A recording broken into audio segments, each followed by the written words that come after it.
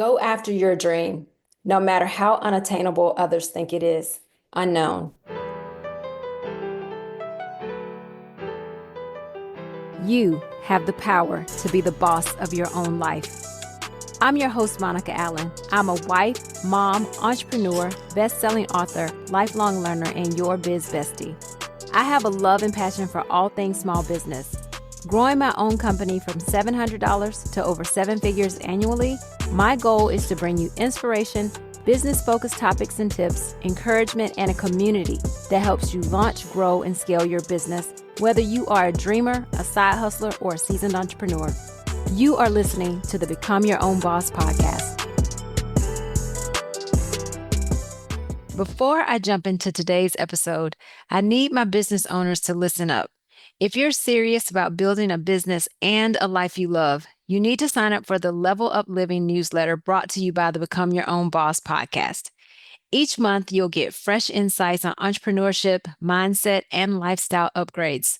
Not just a recap of the podcast, but exclusive content to help you grow and live life by your design. You can sign up at monicaallen.com. Simply click on the bright purple button at the top right corner of the website. Today's guest is a powerhouse of creativity, resilience, and purpose. More than a fashion designer, she's a mother, an author, an entrepreneur, and a philanthropist who has built her brand with both style and substance. Raised in Atlanta by a strong single mother, Tracy Nicole knows firsthand what it means to work hard, stay grounded, and believe in something bigger. What began at her kitchen table grew into a national fashion brand featured in department stores, major fashion weeks in New York and Paris, and even luxury spas like the Four Seasons in Maribor. She's designed for notable women, collaborated with household name brands, and had her timeless, versatile pieces featured on television and in film. But beyond the fashion, Tracy's story is one of grit, grace, and walking boldly in your purpose. I cannot wait for you to hear her story. Take a listen to my conversation with Tracy Nicole of Tracy Nicole Clothing.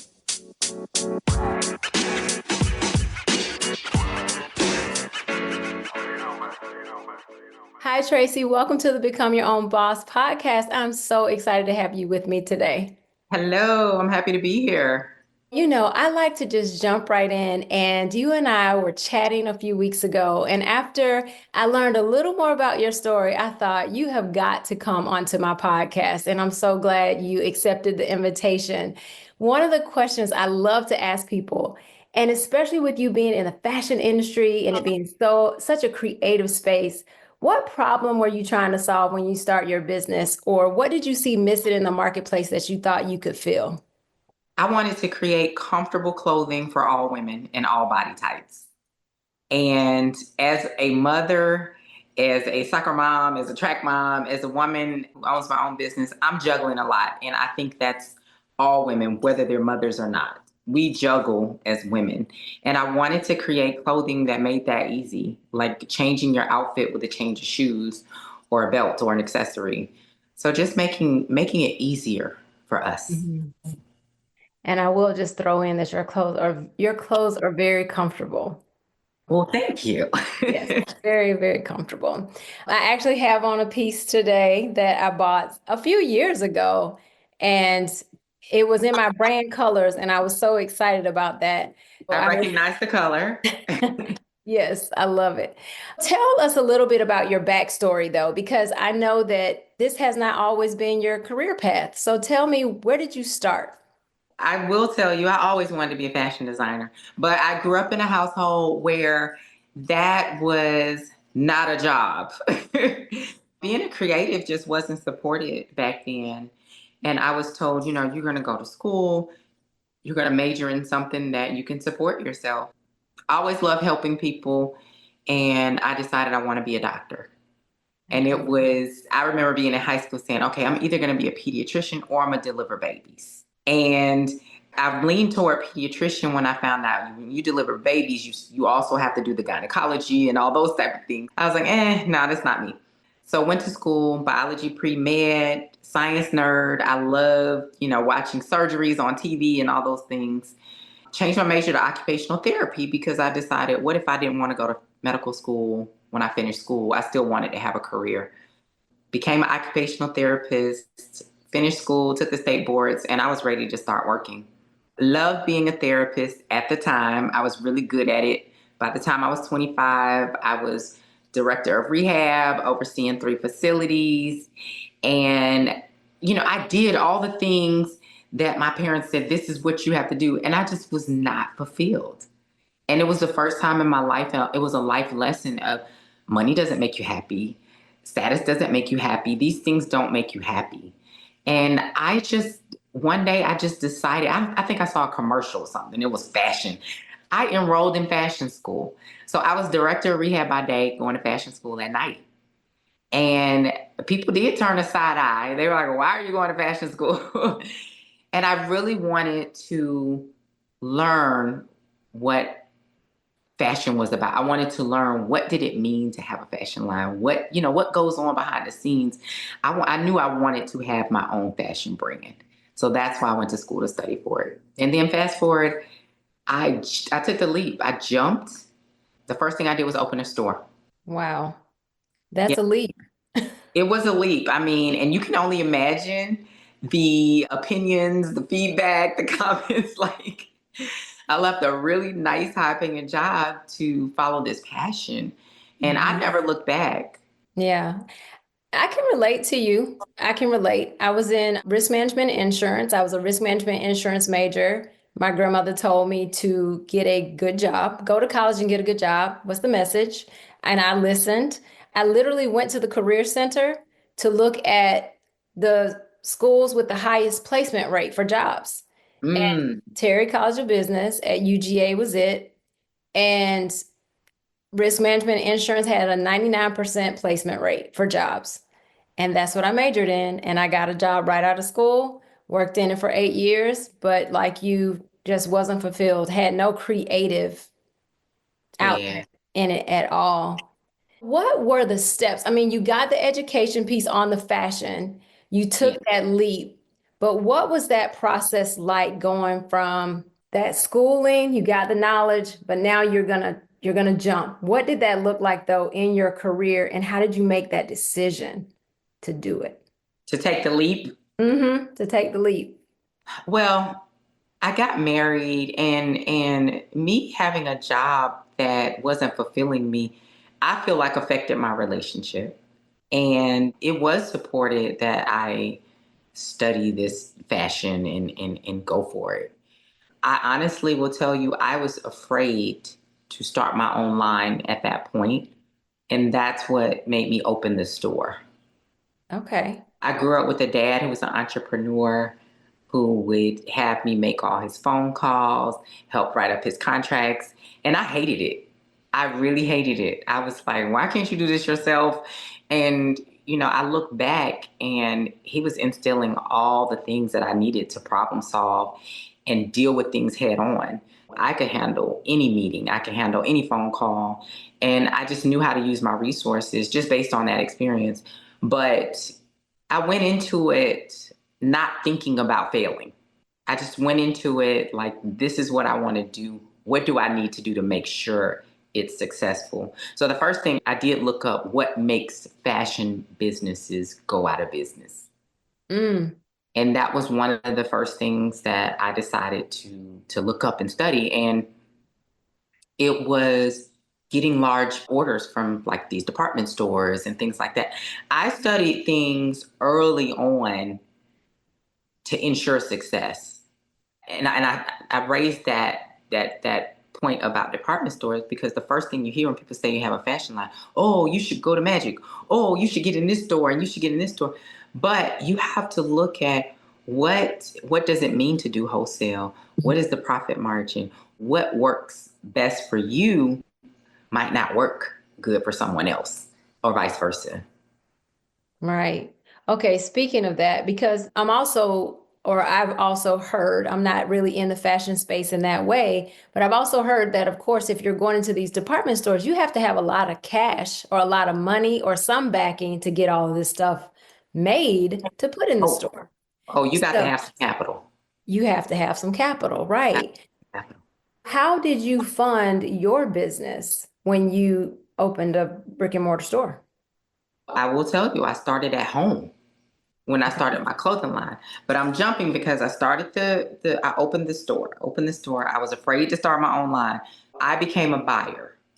Okay. And I did all my buying in New York primarily. I would go to the trade shows and I would buy wholesale and sell retail in my retail store. I did that for 5 years. Now, in that 5 years, I'm getting to see what price points are good, what sells well, what fits women's body types, what people are complaining about, what fit is off with this brand, what fit is great with this brand, which brand sold better than the others, which brand went out of business. In Mm, 5 years, I just had all of this knowledge that you couldn't get in school. You couldn't get in school. I regret not doing an internship. I always tell people take advantage of an internship because you get to learn on someone else's dime. So I had to learn a lot on my dime and I made some financial mistakes. I made some, but that 5 years of selling other brands, it prepared me to go into mine. It really did. I took those lessons and I took, that nice price point. I took that, that fabric that fits the woman's body perfect, gives some stretch, lets us, gain a little weight, lose a little weight, and still wear the same outfit. All these things, we mhm, have places on our body that we want to camouflage. I started the off the shoulder back in way before it became a thing. But I always thought, just a little modesty, but off the shoulder is a little sexy. That's going into finding what's my lane. What's my lane? And So that tell us, what was that transition like from you being buying other brands, bringing them into your store? I love the education that you got just working through all of that. But then you deciding to launch your line. What did that yeah, look like?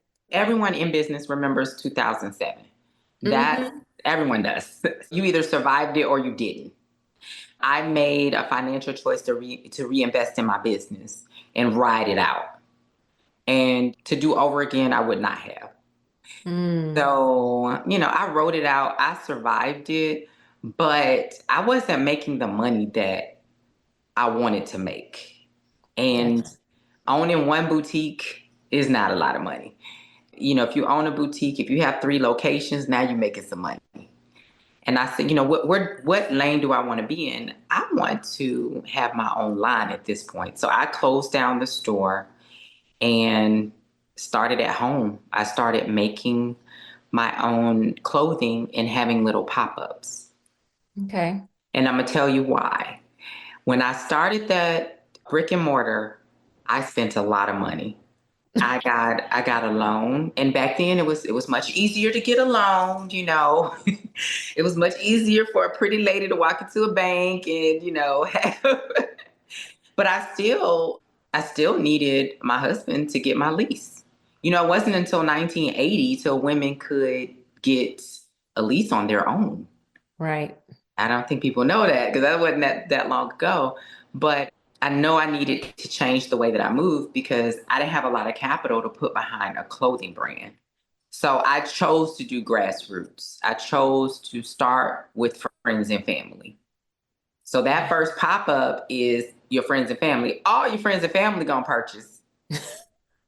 So now you have re-upped all the money that you put in, and now it's time to go again. And now you're asking those friends and family to invite their friends.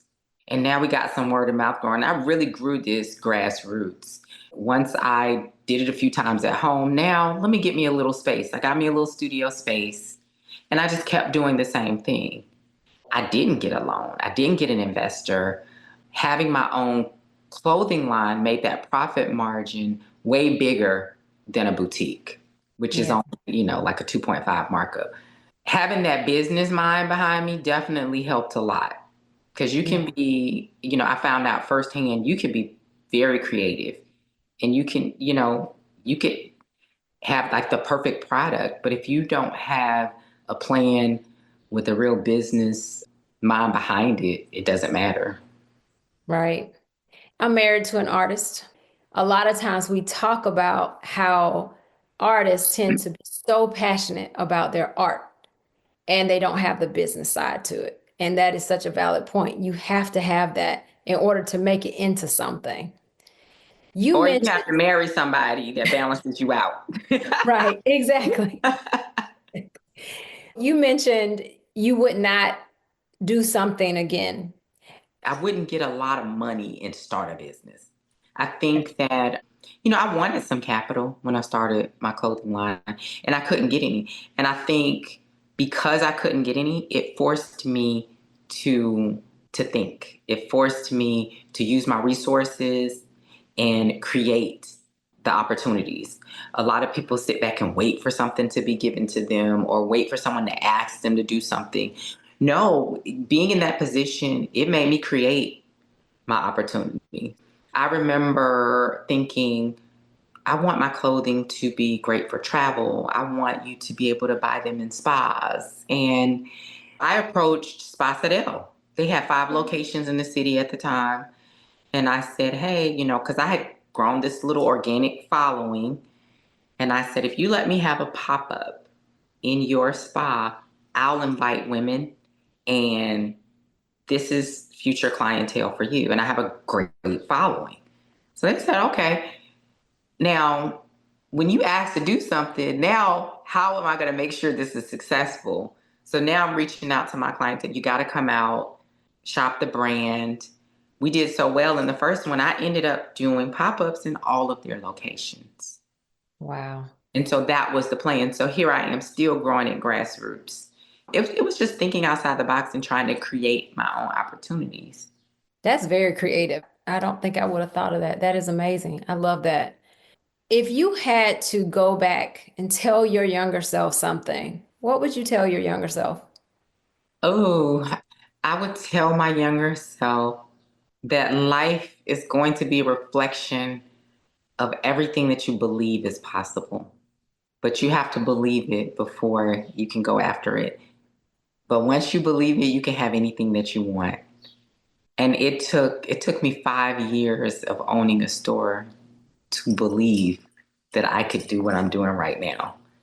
And so the only thing that changed was the thought that I could do this. And a lot of times that's all that's standing in someone's way. For sure. I don't know where I first heard about your brand. It's been years though. It's been a long time. And I remember just seeing like maybe it was some videos or I know we kind of have, connections. Our circle is somewhat kind of overlap with some of the people we know. But I just remember when I saw your brand, I thought, wow, that stuff looks really sophisticated, also I, comfortable, but it yeah. looked really sophisticated. Because I think I saw you in a couple of pictures and you had on the same outfit or a similar outfit, but you had on sneakers with it, and then you had on heels with it. I was like, oh, Yeah. that's And now very unique. I did leave a big piece out of my story. So, I said I got the courage to start my own business. That space of closing my store, starting to do the pop-ups in my home, and then getting a studio space. I actually had a studio space in this same building where I am now 13 years ago. And got the space. I have my little designer studio. I'm having my little pop-ups. I'm ready to launch Tracy Nicole clothing because this is before I ever launched. And I got diagnosed with breast cancer. Oh, wow. Yep. And it literally paused my world. In fact, I had to, and everything moved so fast. My lease ended while I was in the hospital. I didn't even get to say goodbye to my studio. My friends came and moved all my things out, put it in my garage. And all I could think about was, wow, I sat on this dream for all these years. And how sad it would be if I never got the opportunity to launch it. And I just focused on as soon as I get well, as soon as I recover, I'm launching this line. While I was recovering, and I had a serious surgery. I had a bilateral mastectomy with reconstruction, very young. My mother is a 3-time breast cancer survivor. And I have to tell them that when people are like, why did you have such a drastic surgery? It was because to watch my mother go through that, for years, Wow. I knew what that looked like. And so I made a choice without talking to anyone that this is what I wanted to do. The only outing I had was going to the doctor once a week. I just wanted to look cute. I just wanted to look cute going to the doctor. And I could not find things that were comfortable or that stretched enough that I could wear to conceal, what was going on underneath the clothing. Everything I went through during that recovery time still affects how I design today. Wow.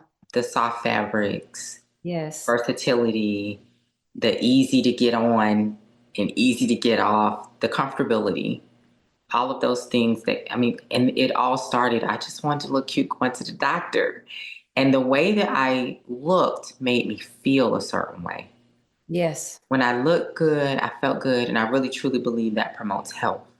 And I feel like that helped in my healing. Every time I took the time, hours in the closet, you know, what am I going to wear to the doctor? And then even going and getting on the sewing machine. Now, as an occupational therapist, I had to adapt things for my patients. So now the occupational therapist collided with the fashion designer in me, and I'm adapting my own clothing. And so that eventually led to me adapting clothing for, Dr. Jackie from Married to Medicine. Mm-hmm. I did clothing for a fashion show for her 50 Shades of Pink Foundation that year of my recovery. And people don't even know I had surgery the same week she had a fashion show, and I was at the fashion show. What? Oh my gosh. I sat down the whole time. I was heavily drugged. And if anyone was there, they probably spoke to me and got a Like, oh, wow, Tracy. Thank you for sharing that with us, though. Thank you so much. After recovery, hug. you went no holds barred on your line. I went at the end of that year, August 2013. We launched. We launched Tracy Nicole Clothing, and we launched online. You know why we launched online? Because we had the money to do this big, clothing launch. And Right. and this is before shopping online was popular. I didn't even shop online at that time. But, reached out to that organic following that I had been growing for years. Mm-hmm. I think back, even the 5 years that I had this store, the store was called Tracy Nicole. I didn't know you're branding as soon as you create that name. And so everything you do is a reflection. So people Right. remembered the store and they associated that with my clothing. And people Wow. were wondering, well, how do people know about you? I had a store for 5 years. So I didn't just, come out of nowhere. I've had this visibility, even though it wasn't my brand, it was still my brand. Right. No, that was genius. I mean, that was genius. I don't know if you intended for it to be at the time, but it really Of was. course I didn't. No, that's amazing. Oh gosh, thank you for sharing that with us. Wow. I am learning your story right now, and I did not know that at all. Oh, really? That- Okay. mm-mm, I did Yeah. not know that. I've just kind of admired you from afar because I do love what I see. And Hmm. interestingly enough, I actually wore something I bought from you yesterday, Easter Sunday. And I got so many compliments on it. And when you just said easy to get on and off, I was like, yes, your clothes are easy to get on and off because I have gone places and you're trying on stuff in a dressing room. And why am I hurting myself to get a dress on? Right. And what am I going to do when I actually wear this? Right. How am I going to zip this up? It's the fact that you've given that so much thought and the fact I know that you wanted to go into fashion early on, but the fact that you just said occupational therapy and fashion collided, Yeah. I mean, It that is was it was meant to happen the way that it did. yes. And how Yeah. many women you've dressed and fitted that may have been dealing with some similar things. They may not have Oh, discussed it, but it's comfortable. I can look beautiful when I go to the doctor. I will tell you one of the most moving testimonies that I got right here in my showroom was at an event, and someone who shop with me regularly, she said in front of everyone, she said, Tracy Nicole clothing saved me. And I was like, yeah, I gave the same look, like, huh? And I didn't know this. She had lost her daughter maybe like 2 years ago, and she started shopping with me. She said, as a mother, you dress up for your children, and I didn't have anyone to dress up for. And she said, when I started coming to Tracy Nicole, it gave me something to dress up for. And I felt good when I put on your clothing. And when I tell you, she had me in tears. You got me misty over here. I mean, I can't imagine losing my daughter. And I mean, I was just speechless. I was just speechless because she did become this regular client. I never knew why. Wow. Yeah. Speaking of moms, I know you are a mom. I'm a mom first. I'm a mom first. How how did you handle that? I don't know where your kiddos, do you have one or two, three? I have two girls and they were kiddos. That's what I was gonna say. Where did your kiddos fall into the trajectory of your journey? So, okay, I opened a store pregnant with a 1 year old. Ah, If that doesn't tell you about me, because even as I tell you, I'm like, what the hell was I thinking? I was like, glutton for punishment. What?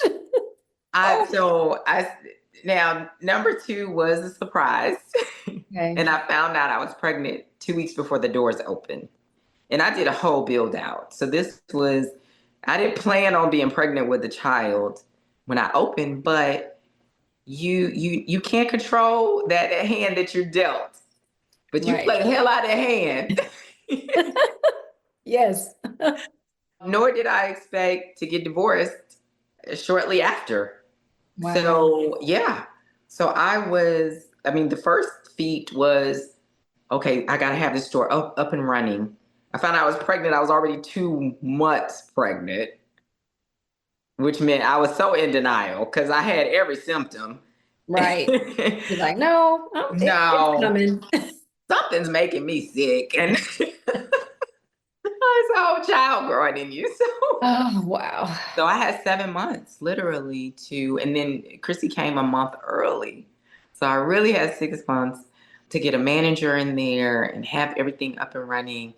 And I'll tell you something funny that I used to do. The public companies like BCBG and, White House Black Market, all those public companies that do really well, I would look at their profit sheets. Like I would look at their numbers Hmm. and I would get their employee handbooks. I recommend that. I'm like, why recreate the wheel? Look Yes. at someone that's doing what you want to do successfully. And I stress that. Look at someone that's doing it successfully and follow them as a model. And Yeah. and that's what I did with my store. I created my employee handbook, based on the one that I was able to get. And just thinking outside of the box. When I created the clothing line, I would leave the studio, pick the kids up, come back to the studio, and we would be there until it was like, okay, I gotta get these kids in the bed. And they grew up in it. Like, and they sacrificed for me. They sacrificed mommy time, but they didn't sacrifice it not watching me build this from the ground up. Right. Are either one of them entrepreneurs, desire to be an entrepreneur? Girl, they are both entrepreneurs. They are both entrepreneurs. My oldest is an artist Okay. that lives in New York. She's got the business savvy too, though. So she's the ultimate creator. And I think I am twice as much as what I wanted when I was her age. I Mm, am my daughter's biggest fan. I have purchased her art. Like I genuinely love supporting her because I know what it means to get that support. Mhm. That lack of support can literally kill a dream. And the youngest, and they both have their own style. I dare not buy them an outfit because, their mom, the fashion designer, does not know what they like. Yeah, Yeah, it's interesting. It's interesting to see what effect that, growing up like that has had on them. yeah. Do they ever chat with you about that time growing up as far as like, because I think sometimes for me as a mom and working and before COVID, I was like you too. The kids were in there, I would pick them up, they go back, and then it's like, okay, oh gosh, you guys got to eat dinner and go to bed and do this all over again. So I had a little bit of mom guilt, around that. Did Oh, you? yeah. Yeah, that's what I was Oh, going yeah. to ask. Did you kind of have that going on too? Oh my God. I think mom guilt is just innate. I think, We you never think we're doing enough, you right? It's never like, feel like you're quite getting it. And I think that every mom has felt that mm-hmm. no matter what. And we go above and beyond. We just give all Yeah. everything to them and then a little bit more, especially if we're taking their time. Now, I will say they made me, and they did make me find balance because I would come home and get on the computer. Ah, And I was oblivious to I'm stealing their time. This is their time with me. It was them that brought it to my attention after hearing, maybe for the third time, Mom, you're getting on the computer again. Mom, you're still working. It yeah. was it was just an aha moment and a wake up call when my daughter said, I think that we should not do any work when we get home. And it was such an innocent request that I took to heart. And I said, Yeah. okay, okay, this is going to be the rule. We're going to turn off the electronics when we get home. And that rule, I think, has everything to do with why I'm so close to both my daughters today. Yeah. Because I gave them their time. I know them individually. They're two totally different human beings. And I am so grateful that they spoke up. Mm-hmm. They made that request because a child doesn't really know to do that. I'm Yeah. so grateful that I listened because sometimes as a busy mom, it goes right over your head. Or, I'm doing this for us. Right. Yeah. This Yeah. is true. And Yeah. the gift, I yeah, get that. yeah. And you know what? My day's gonna end at 2:30. And my day ended, which meant I worked part-time. I built this business working part-time because when 2:30 hit, I'm going to carpool, then I'm going to soccer practice or track practice or theater practice or an art show or whatever it was that I was going to, but I wasn't on the phone. I was present. Right. And when you're a single mom, I think you feel so obligated to be both parents, to be, to show up Yeah. because they got to have one showing up. Yeah. I And it's mean, not a knock. It's not a knock against their dad who worked and traveled, for his career. right. It was, this is all on me. This is my day to day. Yes. Now I am going to sacrifice this time that I'm putting in the business. And I stress that because you've got people that tell you, you got to go, go, go, go, go, lose sleep, sleep when you die. No. Yeah. I kind of had that mantra before the pandemic. And after that, I was like, you know what? Mm-mm. No, this doesn't work for me. Similar to you, actually, we're open by appointment. Mm. And Isn't it the best? it's the best. It's the best. You're my And, only appointment today.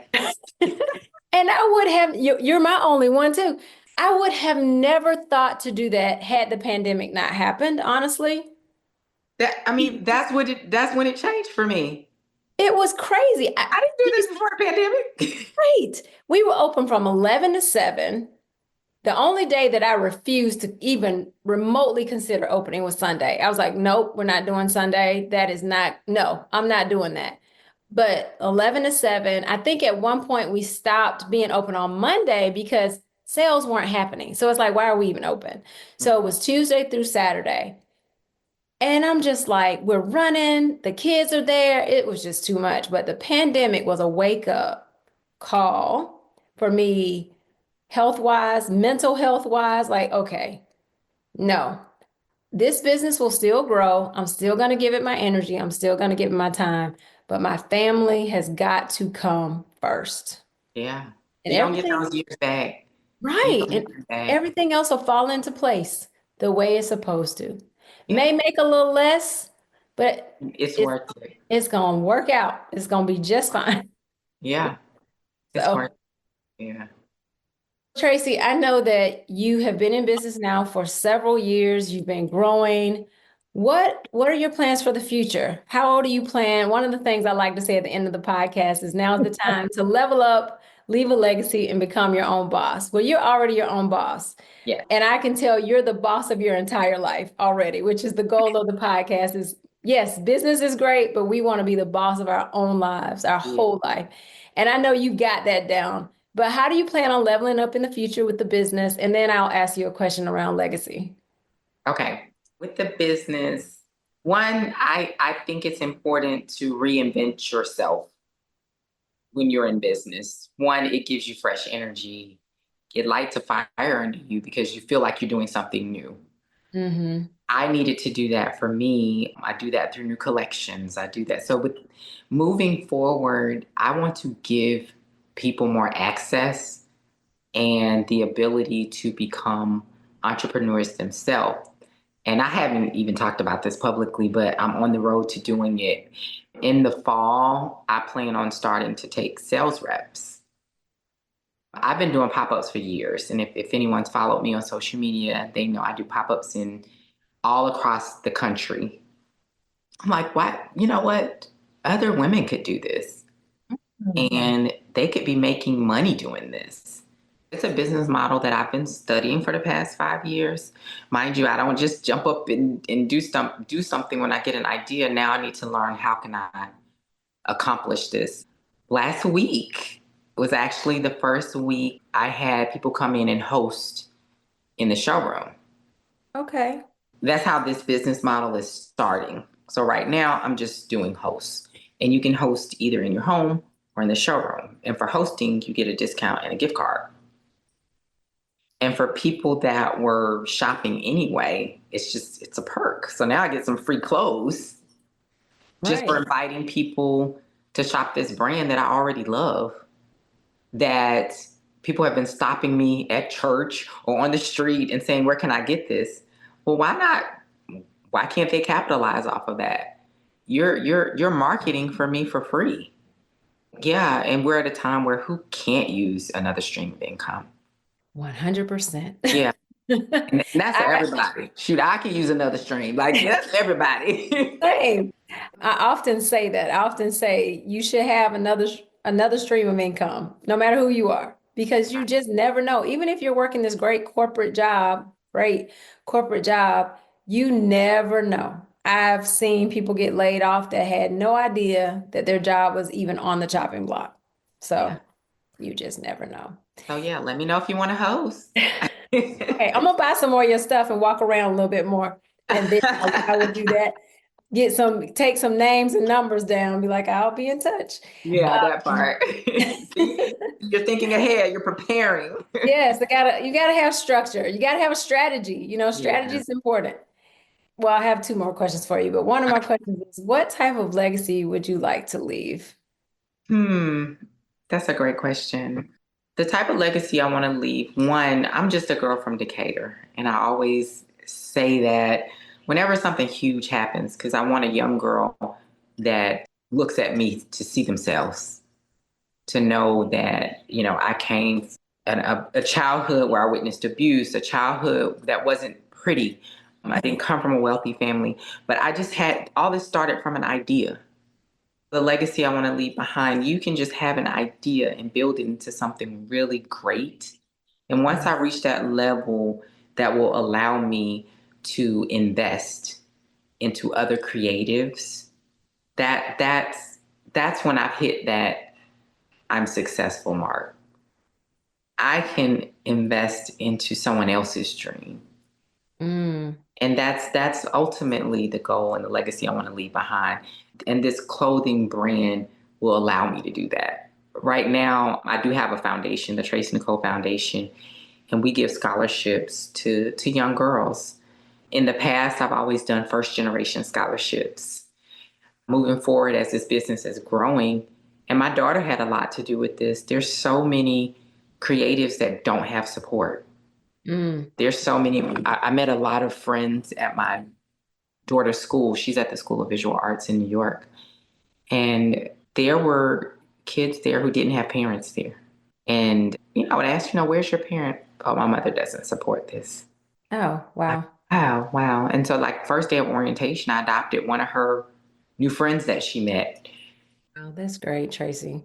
Yeah, I will say she had a lot of influence on me wanting to invest in creatives. Yeah, that's really good. That's Yeah. really good because you're right. People think creatives are a little off the rocker, I think. I But they're don't. necessary for everything. Yes, they That's the are. thing. And I learned this. I'm at this orientation in New York, and most of school is Asian. And these kids are coming from across the world to study design and art. And when you think about it, everything that we do, everything that we see, all the food, all the everything, it needs some form of art. That's And very I true. never thought about it that way. Like, I'm like, oh, this girl will have a job. Well, I'm always so impressed. I mean, speaking of food, when you go to like a really nice restaurant and things are plated so beautifully, you don't want to touch it. You're like, oh, that's so pretty. Gotta take a picture. It is That art. chef is an artist. Yes. Chef is an artist. And I consider myself an artist. Absolutely consider myself an Oh, artist. for sure. Definitely. Definitely. So tell people what's the best way to shop with you or how to connect with you or what you like them to do. Okay, the first thing I will share is the website. The best way to shop with me is tracynicoleclothing.com. And that's TRACY. Follow me on Instagram, Tracy Nicole Clothing. And if you want to be nosy and get behind the scenes, come to Tracy Nicole ATL. That's my personal, where I share a lot more than we do on Tracy Nicole Clothing. And I'm on Facebook and Pinterest and Twitter and YouTube, all Tracy Nicole or Tracy Yes. Nicole ATL. And when you go to the website, you can get on her email list, which is really cool because then you can get invited to some really cool events. Yes, so I am in Buckhead. I do take appointments and just consider it private complimentary shopping. It is complimentary, it's an experience. We have cocktails and mocktails, and it's retail therapy. And the Yes. great thing is, it's one on one. The styling sessions are complimentary. And I'll give the number to the showroom. They can text or call. If they're local or they're going to be in Atlanta, call before you come. It's Yeah. 678-660-8797. Okay, great. And I'll make sure I put all that in the show notes so people can reach out and shop with you. And I just really thank you for coming onto the show, for sharing so deeply with us. And there's so many takeaways from this episode that is going to be amazing and helpful. I truly think helpful to future and current entrepreneurs. So thank you so much. Thanks for having me.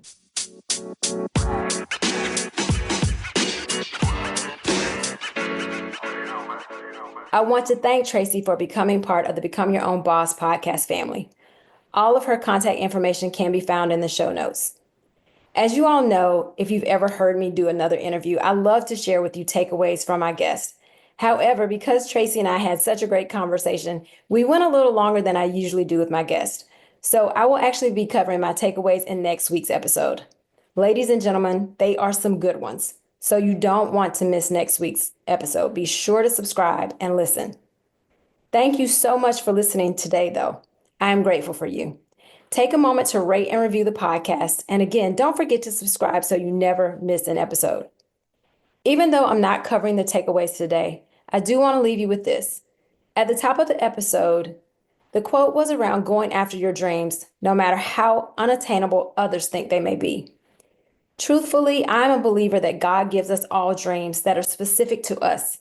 He also gifts us with the passion and ability to accomplish that dream. He does not give us all the same abilities or all the same dreams. Truthfully, life simply would not work very well if He did. So remember, go after your dreams, your desires. And remember, now is the time. Now is the time to level up, leave a legacy, and become your own boss.